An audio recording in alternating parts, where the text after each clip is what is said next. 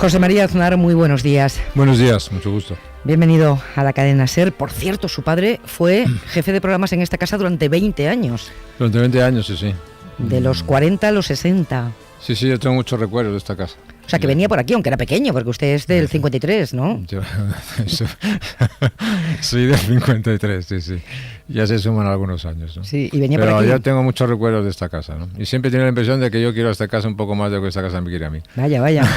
Esto del cariño que siempre tiene un reparto desigual. Además, quiso ser periodista, o lo pensó en algún momento. Quise ser periodista, sí.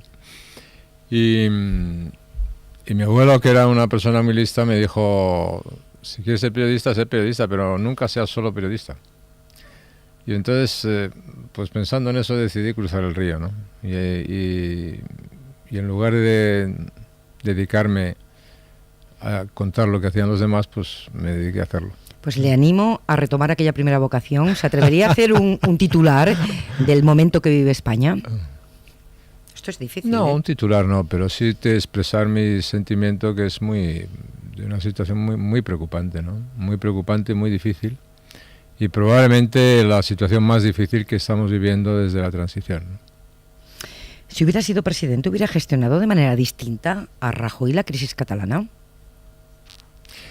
Pues mire, ahora estamos donde estamos, ¿no? Y por lo tanto yo no voy a criticar al gobierno Yo quiero decir que es el momento ahora de apoyar, ¿no? Y de apoyar sobre todo a las fuerzas constitucionalistas en Cataluña. Que las fuerzas constitucionalistas son el Partido Popular, el Partido Socialista y Ciudadanos. Y en lo demás, pues es posible, pero ya no tiene importancia, ¿no? Yo en eso quiero decir que me siento muy cercano en este caso a las tesis que ha expresado públicamente mi predecesor, Felipe González. Pero tampoco lo voy a insistir mucho en eso, no vaya a ser que le incomode y empiece a equivocarse otra vez, ¿no? O sea que... Usted no quiere criticar al gobierno, pero hace unos meses declaraba, señor Aznar, puedes estar sentado en la mesa donde se deciden las cosas o dar vueltas alrededor esperando a que los demás tomen decisiones por ti. En el caso de esta crisis, ¿dónde cree que estaba Rajoy? ¿En la mesa dando vueltas? Bueno, yo creo que estaba en su mesa de presidente del gobierno, pero esa es una afirmación de carácter general. Yo creo que vale para la política, y vale para la ambición política, y vale para los proyectos políticos, y vale sobre todo para los países, ¿no? También vale para las empresas, es decir, yo prefiero, como digo, estar sentado en la mesa donde se toman las decisiones. Eso fue lo que yo hice, lo que intenté hacer, tener una ambición para España, que España estuviese sentada en la mesa donde se tomaban las decisiones, que no ver cómo tomaban decisiones por nosotros, ¿no? No es fácil, pero el país lo consiguió. Ahora, a veces se cansa y se deja esa posición, ¿no? Pero es la más importante. ¿La prisión provisional contra el destituido gobierno catalán resuelve algo o complica la solución política al problema? Yo creo que eso es el Estado de Derecho. Que el Estado de Derecho se aplique es algo que tenemos que defender siempre los demócratas, porque los demócratas tenemos que defender la ley. La democracia y la libertad se basa en el imperio de la ley, se basa en el Estado de Derecho. Sí, pero el fiscal podía no haber pedido prisión incondicional. Bueno, pero esa es la responsabilidad del fiscal y la responsabilidad de los jueces. La nuestra es defender que el Estado de Derecho se aplique, porque lo peor que puede ocurrir en una sociedad es que los ciudadanos tengan la sensación de que no hay ley, de que no se aplica la ley y de que uno puede hacer lo que le dé la gana sin que pase nada. O que estas cosas que se dicen que uno, si usted hace esto, está fuera de la ley, pero si usted hace esto, vuelve a la ley. La ley no es una cosa que dice: yo me voy de excursión 3 meses, doy un golpe de Estado y retorno a la ley. No, el Estado de Derecho es algo más importante que eso, ¿no? Y eso los ciudadanos lo tienen que notar. Y si no se nota, pues producen muchas circunstancias. Mire usted, por ejemplo, ¿cuántas empresas han ido de Cataluña? Pues han ido más de 2.000 empresas. ¿Y por qué se han ido 2.000 empresas? Pues han ido 2.000 empresas porque en Cataluña mandaban los golpistas. La pregunta es: ¿no hubiese sido mejor que se hubiesen ido los golpistas y no se hubiesen quedado las empresas? ¿Y si estos políticos encarcelados ahora ganan las elecciones del 21 de diciembre? ¿Después qué? ¿Llegará el momento de la política? Una cosa, y es que si el día 22 de diciembre estamos como antes de la intervención, estaremos peor. Y estarán peor sobre todo los catalanes. Como antes de la intervención, de la aplicación del 155. Sí, si el día 22 por la noche estamos como antes de la intervención del 155, pues estaremos todos peor, y especialmente estarán peor los catalanes. Pero yo creo que los independentistas seguirán teniendo un problema consigo mismos, seguirán teniendo un problema con lo que tienen los independentistas y el nacionalismo. Los nacionalismos no tienen un problema nada más que con ellos mismos y con la pluralidad de la sociedad catalana. Yo no creo que exista un problema entre eso que se llama de Cataluña y España, entre otras cosas porque es lo mismo. Existe un problema entre los independentistas y una parte de la sociedad catalana, ¿no? La aplicación del 155, tal como la ha decidido el presidente del Gobierno, Mariano Rajoy, inversión mínima, justo para convocar las elecciones, ¿le parece un error o un acierto? La aplicación del artículo 155, la aplicación del artículo constitucional cuando se está dando un golpe de Estado, a mí me parece un acierto. Me parece una decisión y esta versión correcta. Justa para que El problema se celebren del 155, elecciones. la ventaja del 155 es que se puede graduar, y eso es hacer política. La política consiste en eso, ¿no? En graduar, en medir y establecer las respuestas posibles. Pero digamos que, si me permite, Pepa, que ha habido, en lo que yo he visto en estos meses, ha habido varias cosas, ¿no? Una, un golpe de Estado. Dos, una intervención del rey muy importante. Tres, una reacción espectacular de la nación española. Cuatro, una agrupación de fuerzas constitucionalistas. Quinto, una intervención legítima del gobierno. Y sexto, una acción de la justicia. No es poca cosa en poco tiempo, ¿no? Pero quiero decir que todo esto parte fundamentalmente y tiene su origen en que hemos sufrido un golpe de Estado y que eso produce unas consecuencias políticas, económicas, institucionales, legales, devastadoras. ¿Y qué hacemos con el 40% de catalanes, 40 y pico, casi 50, según reiteradamente demuestran las últimas elecciones? No vamos a ir más allá, pero las últimas, 40 y pico % de catalanes que quieren la independencia. Bueno, pues antes no la querían y hay que preguntarse por qué hemos llegado a esto, ¿no? Ahora vamos a eso, pero ¿qué hacemos con los que hoy la quieren? Bueno, nosotros tenemos que preocuparnos hoy de los que no la quieren, los que somos constitucionalistas. Por eso yo lo que digo es, en las próximas elecciones del día 21 hay que apoyar a las fuerzas constitucionalistas. Cataluña solo vivirá en un Estado de Derecho si las fuerzas constitucionalistas lo garantizan y si Cataluña vive al amparo de la Constitución. Y lo demás es la ilegalidad, lo demás es la secesión, lo demás es la rebelión y lo demás es el imperio de la anarquía. Y entonces yo quiero decir que apoyar a las fuerzas constitucionalistas me parece muy importante. Entonces, lo que van a hacer los secesionistas y los independentistas ya me lo imagino. Lo que van a hacer los constitucionalistas y el apoyo a los constitucionalistas es lo que es muy importante. Y los constitucionalistas, los partidos, Ciudadanos, el Partido Socialista, el Partido Popular, deben pedir una movilización grande. Pero al pedirla, deben explicar para qué piden el voto de las personas. Pero y al día siguiente, señor Aznar, porque se puede opinar lo que se opine de los dirigentes independentistas, pero hay casi un 50% de catalanes que a fecha de hoy dicen que se quieren ir, y entre ellos muchos, no sabemos el porcentaje, que quieren establecer otro tipo de relación con España. Eso es un problema político de primer orden español, pero ¿no? eso es un problema fundamentalmente catalán. La sociedad catalana se ha fragmentado y el secesionismo también se va a fragmentar.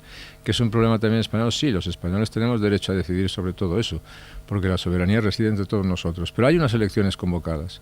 Eso es ahora lo más urgente, y lo más urgente es que los partidos constitucionalistas actúen con claridad. Porque si el mundo constitucional tiene dudas sobre lo que van a hacer sus partidos representativos, pues las cosas se complicarán más. En su primera legislatura como presidente firmó con los nacionalistas de Convergencia el Pacto del Majestic, famoso Pacto del Majestic, por el que se cedían, por ejemplo, las competencias de tráfico a los Mossos, se adjudicaba a los gobiernos autonómicos la potestad para designar directores de puertos, pese a que era una competencia estatal, o se cedían parte de la gestión de los impuestos estatales para la financiación autonómica, en su caso el 30% del IRPF. Entonces, ¿sí creía la necesidad de más autogobierno para Cataluña o simplemente necesitaba CiU para poder gobernar con comodidad? Con Convergencia y Unió hubo dos pactos, o mejor dicho tres. La UCD pactó, el Partido Socialista pactó, especialmente la legislatura del 93 al 96, y yo pacté en el 96 al año 2000. Fueron unos pactos públicos, fueron unos pactos para todas las comunidades autónomas, con la excepción del tráfico, de las competencias de tráfico, que eran homologables a las competencias de tráfico en el País Vasco y en Navarra. Por tanto, era por de esa manera, un factor diferencial, ¿no? El resto era para todas las comunidades autónomas. El sistema de financiación que se pacta era para todas las comunidades autónomas. El sistema de puertos era para todas las comunidades autónomas. Era un sistema para todas las comunidades autónomas. No funcionó mal, porque ni la gente lo valoró mal, lo valoró muy positivamente. Funcionó muy positivamente y la gente lo recompensó en el año 2000 con una mayoría absoluta. Por lo tanto, yo estoy muy satisfecho de cómo funciona aquel pacto y muy contento. Y de la transferencia a los Mossos, de competencias, de dar más competencias a los Mossos también. Los mozos estaban establecidos en el estatuto, es decir, la única competencia adicional que se transfiere es la competencia de tráfico. Yo asumo totalmente, me voy a decir una cosa, Pepa, yo asumo totalmente, durante mi gobierno se desarrolló el Estado de las Autonomías. Y se desarrolló completamente el Estado de las Autonomías. Y yo lo dije públicamente, y está en las hemerotecas, y estará en los registros de emisoras o donde sea. Yo dije públicamente, oiga, hemos completado el Estado de las Autonomías. A partir de este momento, todo lo que quiera ir más allá va a ser discutir sobre la autodeterminación y otras cuestiones. No se lo aconsejo que lo haga. Muy poco después del 2000, insisto, ¿Sí? de su primera legislatura en la que había gobernado con el apoyo parlamentario de CiU, usted hablaba de guetos culturales e identitarios, unas declaraciones, en fin, que escocieron mucho en Euskadi y en Cataluña. Había gobernado hacía poco con el apoyo de CiU, había ofrecido incluso entrar en el gobierno de España al equipo de Pujol, que había cambiado para hablar de guetos culturales y que no tenían espacio en su proyecto para España, en el suyo, señor Aznar. Bueno, yo no tenían... Todo lo que es excluyente no tiene espacio en un político, de ser un político para España. Yo en un proyecto para España, a mí me gustan los proyectos incluyentes, y por eso las políticas españolas hasta el año 2004, hasta el año 2005, se han sustentado fundamentalmente en el centro. Los partidos competíamos por conseguir el centro político, por incluir al mayor número de personas, hasta que se decide competir por la radicalidad a ver quién se excluye más, lo cual fue un paso atrás muy importante. ¿Se había quebrado algo? Una cosa le voy a decir, se había modificado una cosa muy importante, porque en el año 2002 yo le ofrezco al presidente de la Generalitat entonces, Jordi Pujol, con mayoría absoluta, entrar en el gobierno. ¿Y por qué le ofrezco entrar en el gobierno? Porque yo sé que se está produciendo un debate muy importante en el nacionalismo catalán sobre qué camino seguir. Y yo le digo, yo ofrezco entrar en el gobierno y ofrezco un compromiso mayor, que asumáis un compromiso mayor en las cuestiones nacionales de España. Pujol es cuando me dice en ese momento que él ya no considera válido el pacto constitucional. Y yo sé desde ese momento que el tema de la secesión catalana está puesto encima de la mesa. Más tarde o más temprano. ¿Se lo dice en el año? En el año 2002. En el año 2002. Y a partir de ahí, y más le digo más eso, vas a emprender una carrera a la radicalidad, donde siempre ganan los radicales, y donde tu partido, como siempre que ha intentado hacer eso, en otras épocas, ha perdido y va a desaparecer. Y ganarán los radicales y tendremos un gran problema. Luego ocurrió otro episodio que fue el Pacto del Tinel. Y el Pacto del Tinel, pues, era un pacto de exclusión. Era un pacto de exclusión de la mitad de España. Y luego, efectivamente, ocurrieron acontecimientos como, desde el punto de vista de una voluntad política destructiva, que nos ha llevado a donde estamos ahora. ¿Cuál es la voluntad destructiva? Porque hubo un gobierno... No, la voluntad destructiva era el Pacto del Tinel, y la voluntad destructiva es unas voluntades que se ponen en marcha.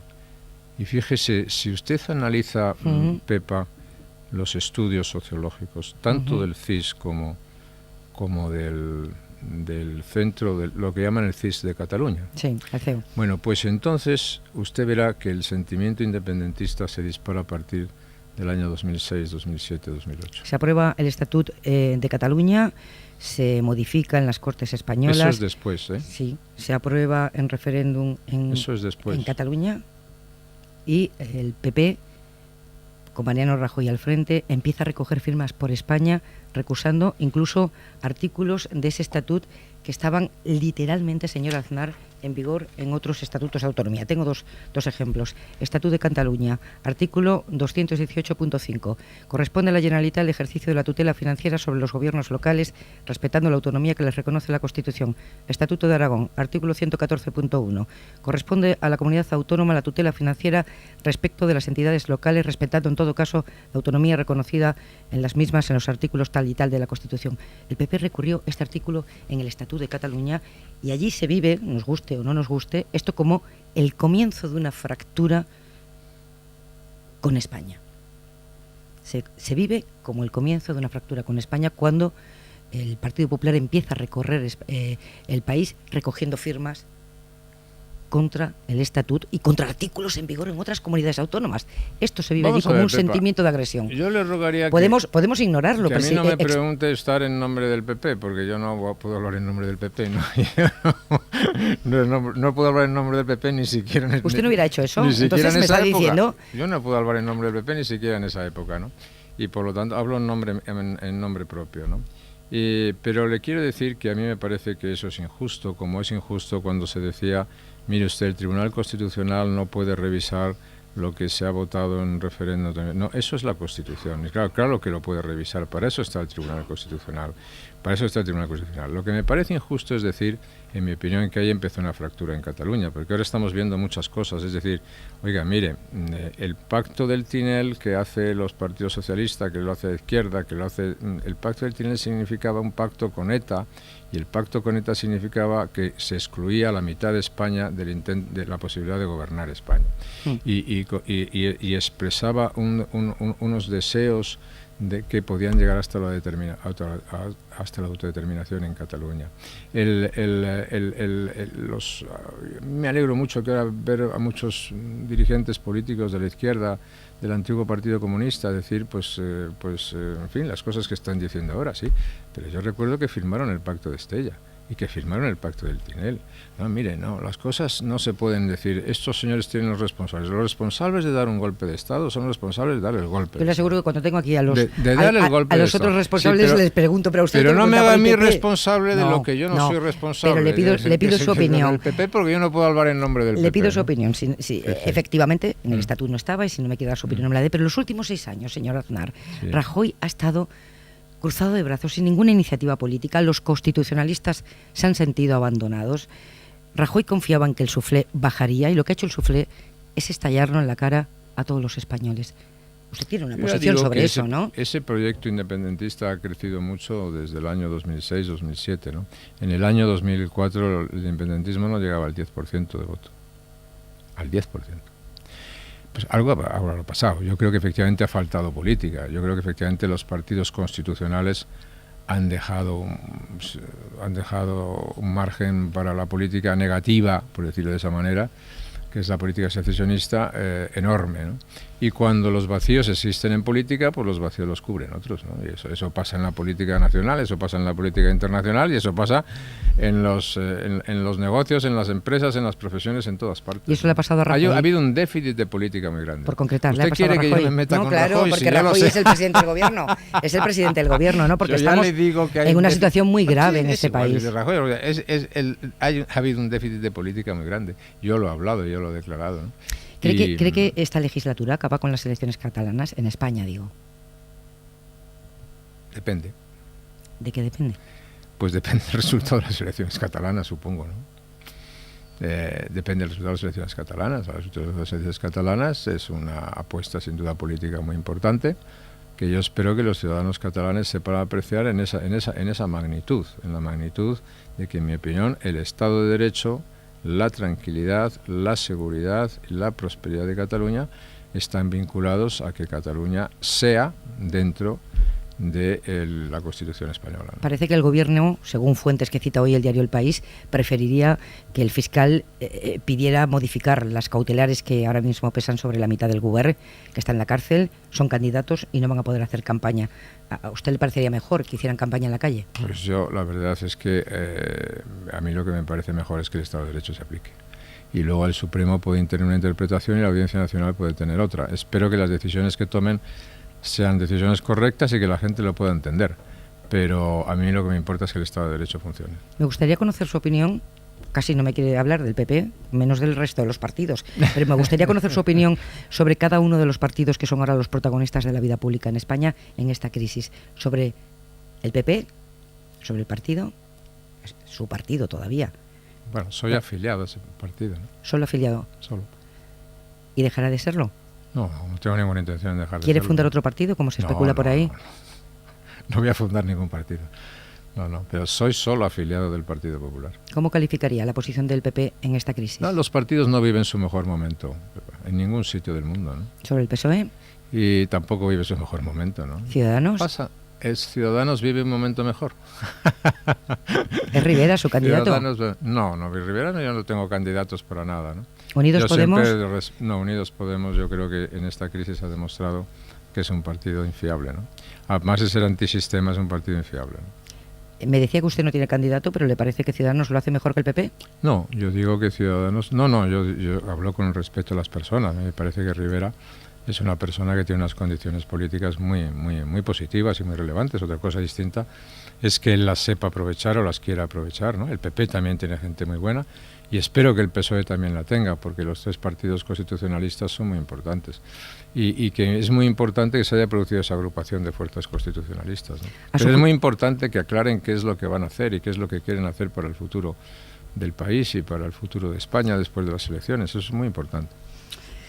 Ha sido más acertada, creo deducir, la posición de Albert Rivera y de Ciudadanos no que del PP. Eso. No, pregunto. Usted me ha preguntado por las cualidades de una persona y yo he contestado por las cualidades de esa persona. Luego decidirán los ciudadanos, ¿no? Ya. En Cataluña, Ciudadanos tuvo más votos que el PP en las últimas elecciones y tiene más representantes y más escaños que el PP. Y eso será porque los ciudadanos catalanes valoran la posición de ese partido. Pero dígame que ha hecho mal su partido en Cataluña para que sea residual allí. Residual en Cataluña, digo. Todos los partidos, en líneas generales, los partidos constitucionales, en este caso los dos grandes partidos, especialmente el PP y el PSOE, han dejado un terreno muy grande sin hacer política. Y eso es muy malo, porque otros ocupan ese terreno, ¿no? Entonces, cuando estás en política hay que procurar hacer política, ¿no?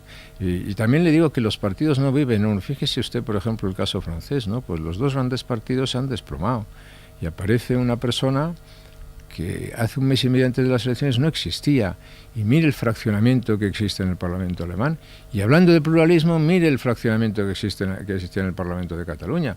Y mire lo que es la pluralidad de Cataluña. ¿Cómo se puede decir que Cataluña es uniforme cuando existe esa pluralidad de representación en el Parlamento de Cataluña y cuando en Cataluña se han celebrado más elecciones que en ningún sitio de España?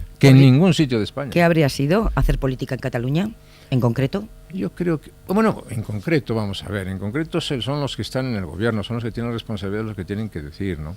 Pero articular un gran proyecto político para España, articular un gran proyecto político nacional que tiene sus dimensiones internas, que tiene sus dimensiones de prestigio institucional, de prestigio político, de extensión por toda España, de que los españoles se sientan comprometidos con un futuro y se sientan esperanzados con un futuro, que tiene su contenido económico, que tiene su contenido social, etcétera, etcétera. Eso es muy importante. Le diré una cosa, mire, cuando el Partido Popular ganó las elecciones, que fue en noviembre del 2011, ¿no? La primera vez. Bueno, el foco fundamental era la crisis económica, porque la crisis económica en España era brutal, ¿no? Pero brutal. Y además había sido todavía agudizada por errores muy grandes tomados por el anterior gobierno. Pero bueno, y la prioridad era sacar al país de la crisis. Es una prioridad muy grande. Pero yo le dije a los miembros del gobierno de entonces y a su presidente también, se lo dije antes y se lo dije después, el tema más importante que vais a tener que resolver no es ese. El tema más importante que vais a tener que resolver es la secesión de Cataluña. Cuando algunos me dicen, oiga, usted se le ha oído poco, no, a mí no se me ha ido, no sé si me ha ido poco o si me ha ido mucho. Lo que se me ha ido advertir esto desde hace años. ¿No le hicieron caso? No, es que no me hicieron caso, sí, pues parece que pusieron la prioridad en otros asuntos y en otras circunstancias. Lo cual yo no le critico, porque es una urgencia que España tenía también, ¿no? Pero lo que yo me temía que se podía plantear, pues desgraciadamente se ha planteado. ¿De esta crisis se sale recentralizando España o, en fin, planteándose la España de las autonomías, una España federal, más autogobierno para Cataluña y para algunas comunidades autónomas? ¿Cómo se sale desde el punto de vista territorial a su juicio? No se sale dando un premio a los secesionistas. ¿Qué es un premio? Pues darles la razón, por ejemplo. ¿Y qué es darle la razón? Darle la razón es reconocer parte de situaciones privilegiadas o especiales para el trato. Pero darle la razón sería la independencia, que no es lo que está encima de la mesa por parte de ningún partido. No, pero la razón se puede dar, una parte de la razón se puede dar al contado o a plazos. Y yo ya he dicho que no soy partidario de dar la razón a quien no la tiene, ni al contado ni a plazos. Entonces, si a mí se me habla de la reforma de la Constitución, a mí que se me explique, por favor, ¿para qué? ¿Para qué se quiere reformar la Constitución?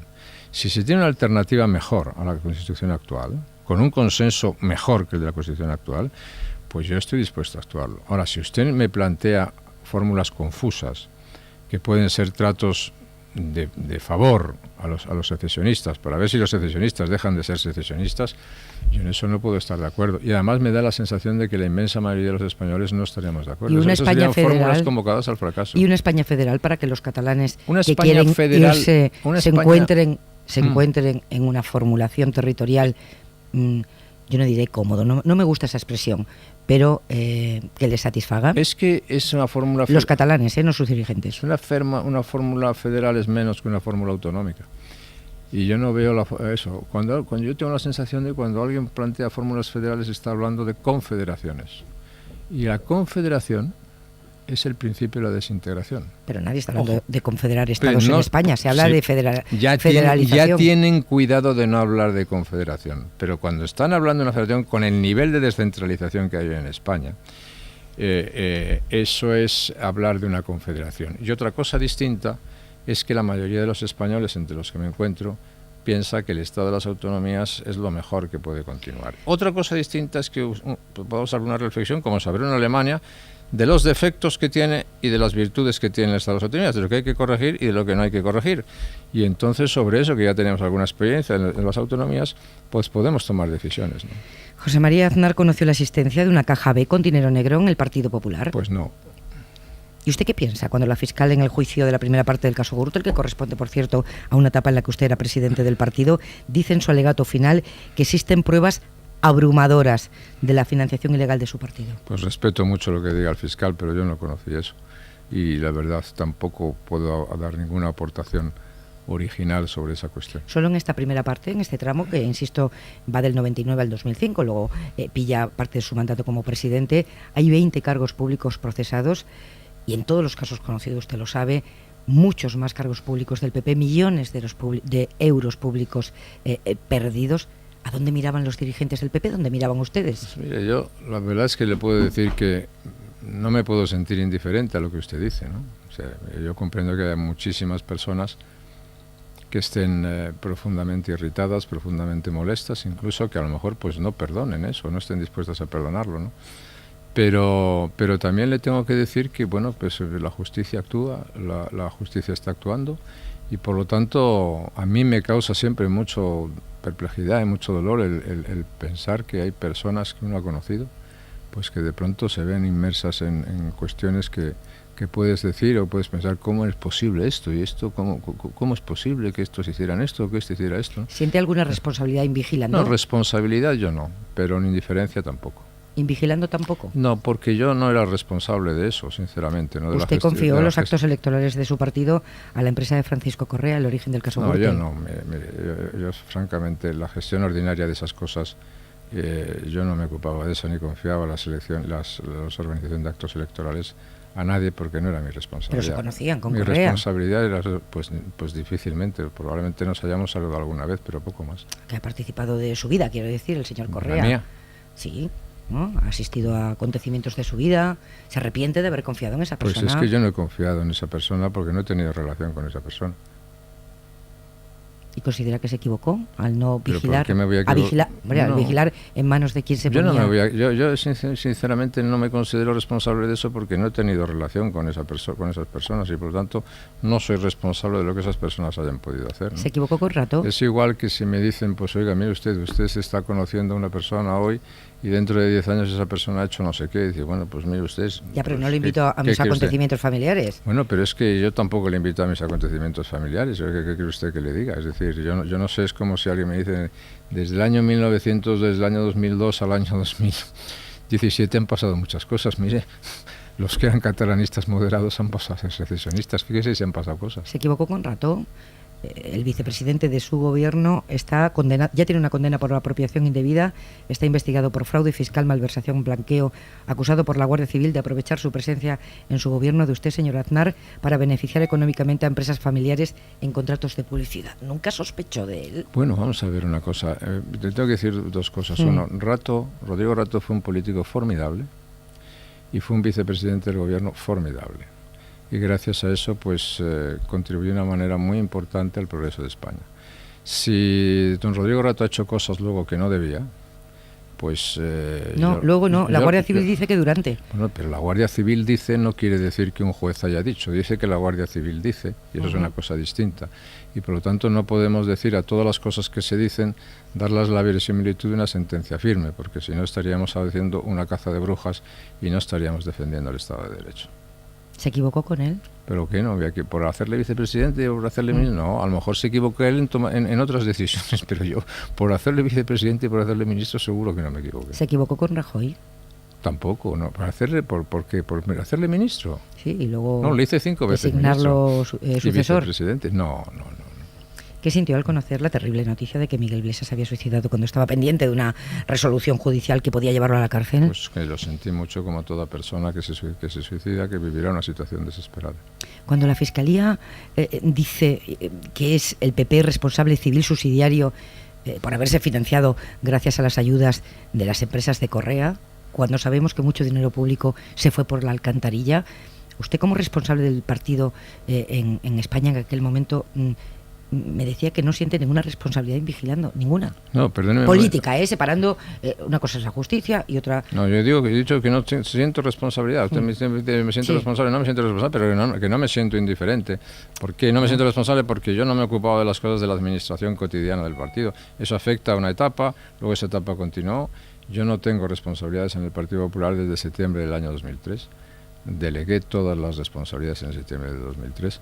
Pero como comprenderá, en la época que yo era presidente del gobierno, pues yo me ocupaba de las cosas del gobierno, no era otra cosa. Y cuando no estaba presidente del gobierno, intentaba llegar al gobierno, ¿no? De la administración ordinaria de las cosas yo no me ocupaba, y por eso hay gente con la que yo tenía muy poca relación. Usted puede entender, ¿verdad? La irritación, lo ha dicho hace un minuto, la irritación de quienes nos estén escuchando ahora, cuando a propósito de los casos de corrupción la respuesta es siempre yo no me ocupaba, pero ¿quién se ocupaba? No, ¿Y quién vigilaba al que se ocupaba? Pues yo no sé, pero sobre las personas que tenían responsabilidad, sí tenían esa responsabilidad.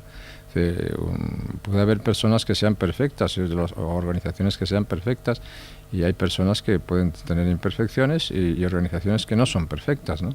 Pero le quiero decir que desde el punto de vista de la administración interna, supongo que como en esta casa, ¿no? En esta casa la administración interna la llevan unas personas, no la llevan otras, ¿no? Puede soportar, no hablo desde el punto de vista legal y jurídico, que eso naturalmente los jueces dirán la última palabra y no tendremos nada que decir los demás, pero desde el punto de vista político la democracia española puede soportar que el jefe, el responsable policial de la investigación de la Gürtel diga en sede parlamentaria que el presidente del gobierno hay indicios de que cobró sobresueldos en negro. ¿Eso lo puede soportar una democracia como la nuestra? Pues de momento lo está soportando, ¿no? ¿Y debería dimitir? ¿Quién? El presidente del gobierno, si se demuestra que cobró en negro. Bueno, eso es una cuestión que a mí... Digo políticamente, que afecta al presidente del gobierno, es ahora valorarlo o no. Yo estoy convencido que cuando el presidente del gobierno ha dicho lo que ha dicho, tiene toda la razón para decirlo, ¿no?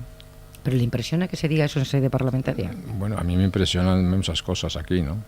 También me impresiona que se den golpes de estados y haya gente que diga que no pasa nada, ¿no? O que no tiene que pasar nada, ¿no? Me impresionan muchas cosas, ¿no? Pero yo espero y confío en que todas esas cosas se aclaren y se aclaren para bien. Matas, Camps, Ignacio González, Granados, ¿alguna de las joyas de la corona que construyó usted cuando reconstruyó el partido de la nada han acabado tocadas por la corrupción? ¿Alguna reflexión? Bueno, que lo siento, si hay personas de esas que son responsables de algo, pues ya le digo que no me siento indiferente. Lo siento mucho por ellas y lo siento mucho por el daño que hayan podido causar, ¿no? Es lo que le puedo decir. Pero ya alguna de esas personas que usted ha citado, yo, en fin, no he tenido una relación directa con ellos, ¿no? Otros he tenido una relación más directa con ellos, pero en la época de gobierno pues tampoco han sido afectadas por algunas decisiones. Pueden ser afectadas después de la etapa de gobierno o en otro momento de su vida, ¿no? ¿Qué le parece Donald Trump como presidente? Pues a los americanos parece ser que les ha gustado.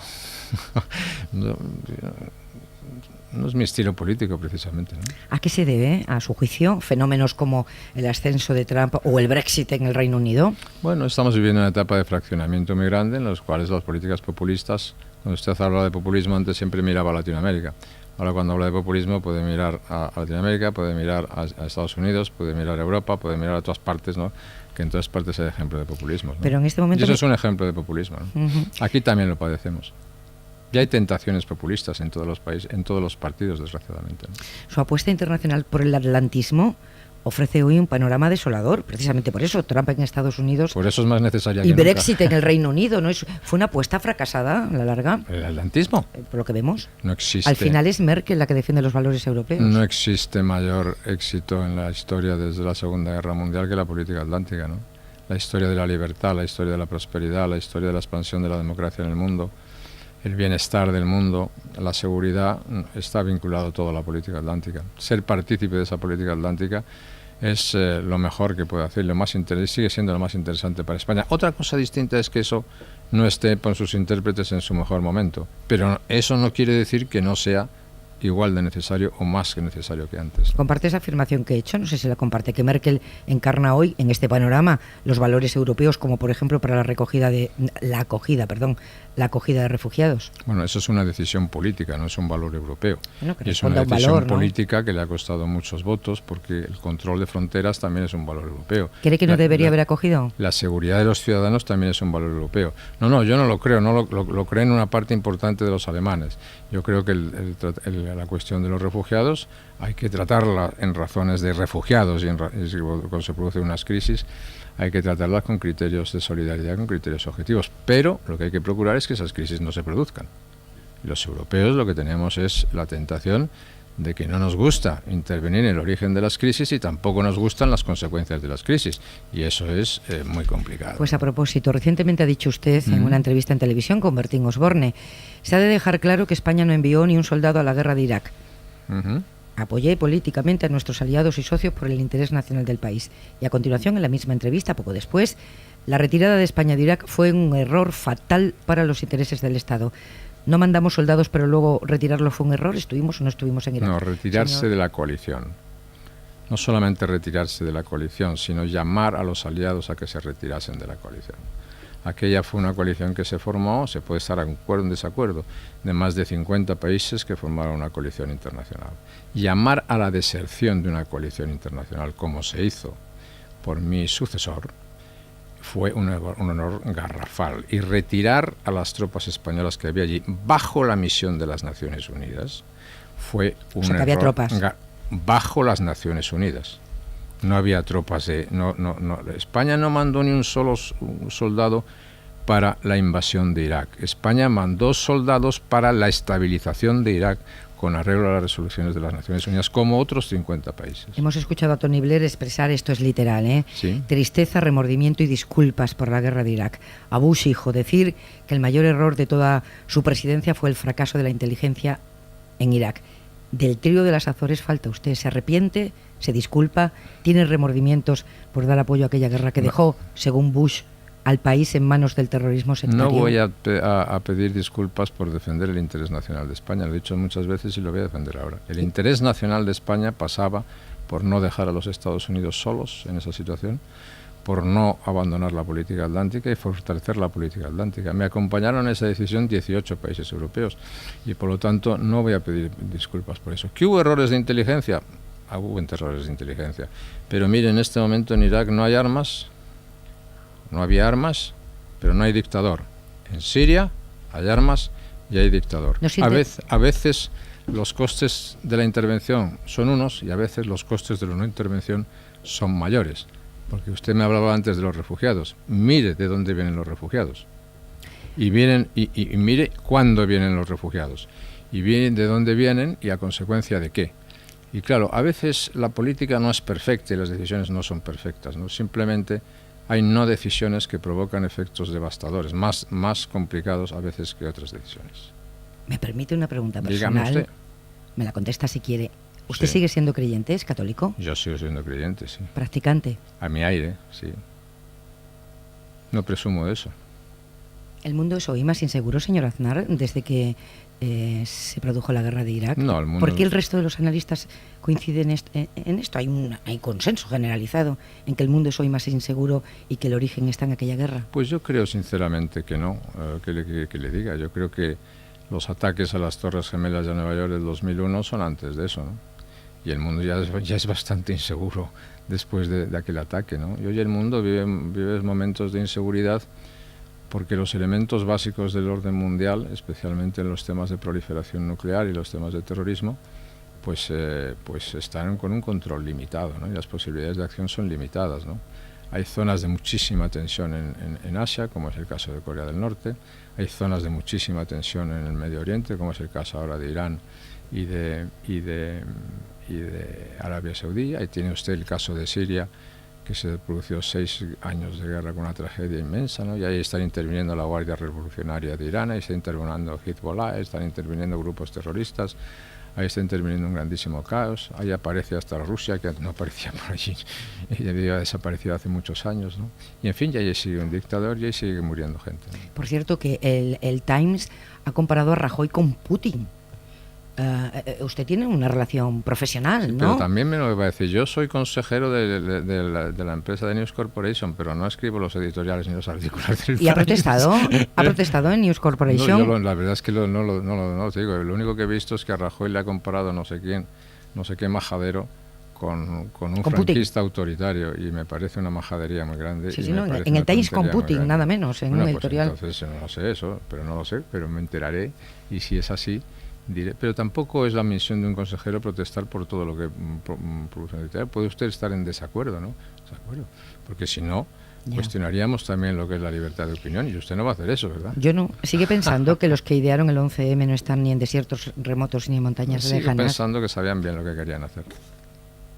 Pero cree la verdad judicial que hay en una sentencia. Yo la verdad judicial, la sentencia la creo, y creo que los que hicieron el 11M sabían lo que querían hacer. ¿Pero estaban aquí o en lejanas montañas? Sabían dónde estaban, aquí porque lo hicieron aquí. ¿Eran yihadistas? Eran los que eran, los que fueran, lo dice la sentencia, y los que fueran de más o no fueran menos. Pero lo que yo digo es que sabían lo que tenían que hacer, y lo hicieron, desgraciadamente. Pero no suscribe esta frase que dijo entonces, lo de no están ni en desiertos remotos ni en montañas lejanas. No modifico una letra ni una coma de lo que dije entonces. Vamos terminando, señor Aznar. Ya me ha dicho que no le tienta volver a la política, ¿verdad? No. ¿Y nos puede contar exactamente a qué se dedica? ¿Qué negocios tiene? Pues a trabajar. Trabajo mucho. ¿En qué? Viajo mucho.